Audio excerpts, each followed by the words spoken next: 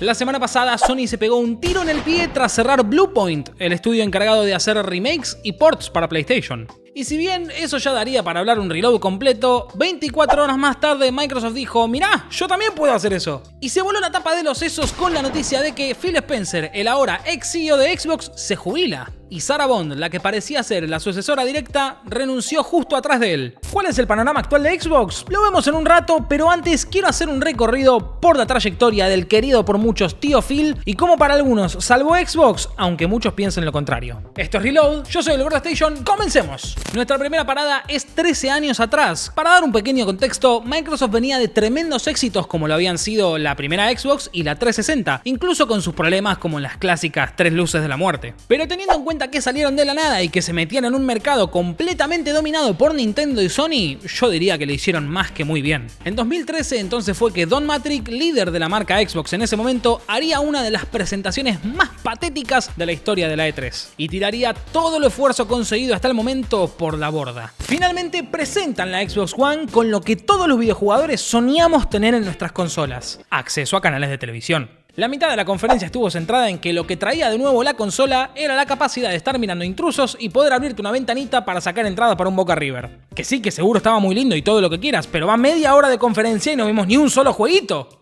Nos hablaron sobre la conectividad permanente que necesitaba la Xbox One a internet y que venía sí o sí en pack con la Kinect, lo que elevó su precio $100 más que la Play 4, la competencia directa. Y además estaba todo el tema de los juegos físicos como llaves de acceso, lo que impedía cosas como prestar un juego, por ejemplo. Y lo peor vino después del evento, cuando se le preguntó a Don Mattrick por la consola. Fortunately, we have a product for people who aren't able to get some form of connectivity. It's called Xbox 360. Right. So stick with 360, that's your message if you don't like it? If you have zero access to the internet, that is an offline device.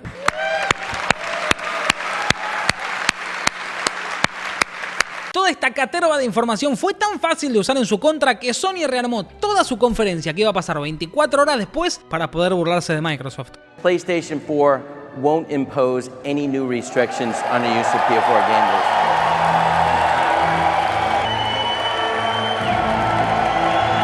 Guess that's a good thing. When a gamer buys a PS4 disc, they have the rights to use that copy of the game. They can trade in the game at retail, sell it to another person, lend it to a friend, or keep it forever. PlayStation 4 disc-based games don't need to be connected online to play. I'm very proud to announce that PlayStation 4 will be available at $399.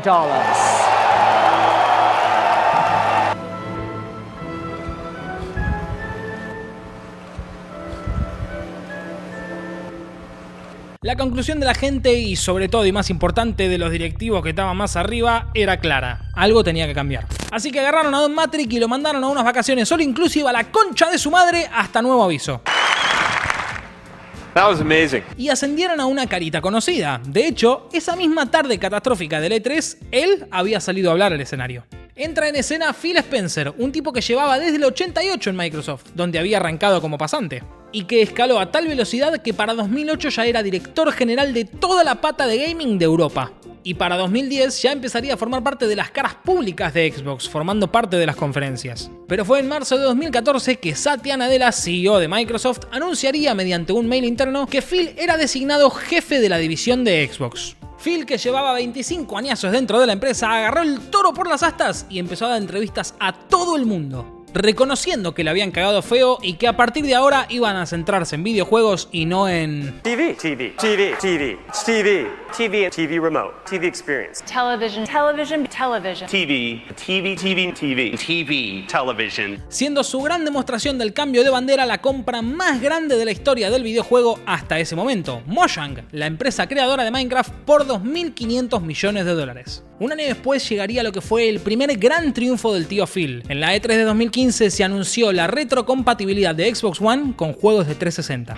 Un movimiento fuertísimo porque del otro lado PlayStation te estaba cobrando por relanzamientos de PlayStation 2 y la única forma que tenías de jugar a juegos de PlayStation 3 era con el PS Now. y muy de a poquito se empezaría a cambiar la filosofía de Xbox como la mejor consola del mercado a la mejor forma de jugar. A pesar de sus intentos, Xbox perdería esta generación por bastante. 58 millones fueron las consolas vendidas de Xbox, mientras que PlayStation vendió 117 millones. Y mejor no hablemos de Switch y sus 140 millones. Esta derrota le saldría tan cara a Xbox que seguirían pagando los platos rotos hasta el día de hoy. Pero Phil no cerró la generación sin antes dar un último batacazo que venía cocinando a fuego lento y que lanzó en 2017. Un último batacazo llamado Xbox Game Pass.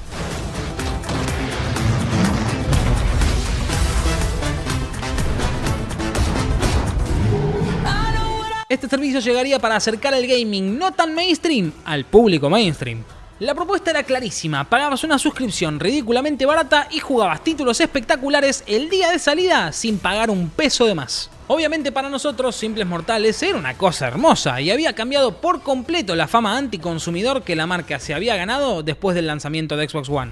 Con esta propuesta, ahora Xbox se perfilaba perfectamente ante el público, pero internamente era complicado apostarlo todo a una propuesta como Game Pass. La estrategia era pérdida y la suscripción costaba menos de $10 por mes. No iban a recuperar esa inversión. Lo curioso es que Phil no tenía esa intención. Él no quería ver la plata de vuelta, quería volver a afianzar a los jugadores. Y en 2018 amplió la jugada no solo a los third party de consola y de PC, sino también a los first party de Xbox que salían en día 1 en Game Pass. Otra vez, un movimiento que nos maravilló a todos, pero que esta vez generó dudas. ¿No estaban cortándose un poco las piernas regalando sus juegos exclusivos por menos de $10? Porque hasta ese momento el modelo era bastante simple. Hacías un buen juego, lo vendías a $60, vendía millones o no, fin. Pero ahora el modelo era otro. En vez de venderte el nuevo Halo, querían venderte la permanencia. Y en vez de venderte un juego, querían venderte el ecosistema Xbox. Y ahí fue cuando todo cambió por completo. Pero para sostener y seguir promocionando el sistema necesitaban más, mucho más. Así que en 2018 Microsoft adquirió unos cuantos estudios. Y la topadora Spencer no frenaría ahí, porque en 2020 nos pegó la pandemia y los videojuegos fueron los que más se beneficiaron de esto.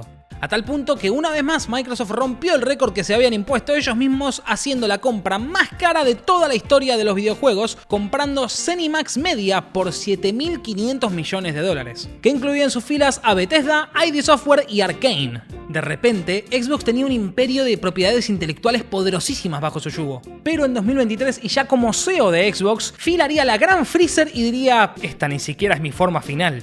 Rompiendo el récord por tercera vez consecutiva y comprando Activision Blizzard King por $69.000 millones. Imagínate una pileta olímpica llena de billetes. Bueno, ahora imagínate 15, esa cantidad de plata.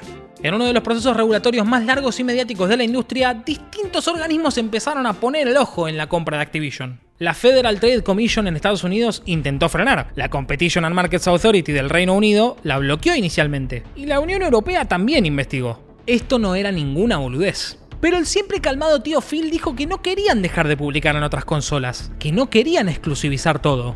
De hecho, lo primero que dijo fue que iban a respetar el acuerdo de publicación de Call of Duty en PlayStation por los próximos 10 años. Y acá es donde a ese imperio indestructible se le empezaron a hacer grietas por todos lados y empezaron los recortes casi que al instante. Algunos despidos estaban justificados con la declaración de itinerancia de puestos. Si Xbox tenía un gerente de mercado, Activision no tenía por qué tener el suyo. Pero lo que no pudieron justificar fue la cantidad de cierres de estudios y proyectos cancelados que vinieron después. Ni bien se oficializó la compra en enero de 2024, fueron 1.900 los empleados que se quedaron sin laburo. Más adelante cayeron 650 del área de Microsoft Gaming. A todo esto ya hacía rato que habían lanzado las Xbox Series X y Series S con el foco en usarlas con Game Pass y jugar todo nuestro catálogo.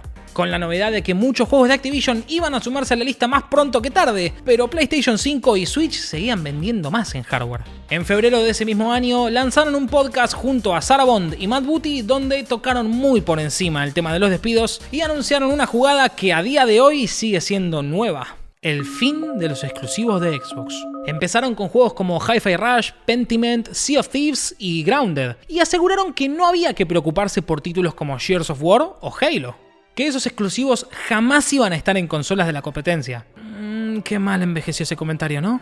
Y desde ahí llegamos prácticamente al presente, con paulatinos aumentos en el Game Pass que tarde o temprano iban a ocurrir, y la ruptura de la promesa previamente nombrada.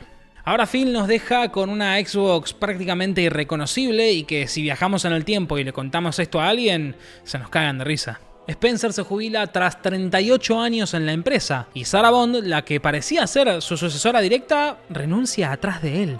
Quienes quedan al mando son Asha Sharma como CEO, quien entró en 2024 a Microsoft y desde entonces operó en todo lo que es la división de Core AI, y el ya conocido Matt Booty como vicepresidente de operaciones. Las primeras declaraciones de Asha mediante un comunicado son 3 promesas. Grandes juegos, haciendo foco en contar buenas historias con personajes inolvidables y mundos únicos, empoderando a los desarrolladores y enfocándose en lo que le importa a los jugadores. El regreso de Xbox refiriéndose al compromiso con la consola y sus usuarios, y el futuro del juego, donde el párrafo a destacar es el siguiente. A medida que la monetización y la inteligencia artificial evolucionan e influyen en este futuro, no vamos a perseguir la eficiencia a corto plazo ni a inundar nuestro ecosistema con contenido vacío generado por IA. Los juegos son y siempre serán arte, creados por personas y desarrollados con la tecnología más innovadora que nosotros proporcionaremos. Por un lado, prometer es muy fácil y por el otro no podemos hacer un juicio de valor aún, pero el panorama no es el mejor. Con respuestas en Twitter que parecen hechas por un bot y una cuenta de Xbox creada en enero farmeando horas en juegos artificialmente, está raro todo. Xbox está en un punto donde tiene mucho poder pero no tiene un norte claro. ¿Dónde vayamos a parar de acá a 10 años? No puede predecirlo nadie. ¿Vos qué opinás? ¿Phil Spencer salvó a Xbox o lo diluyó a un punto de ya no ser más lo que era? Te leo en los comentarios. Nos vemos la semana que viene para más análisis y novedades del mundo de los videojuegos acá en Mena Geek.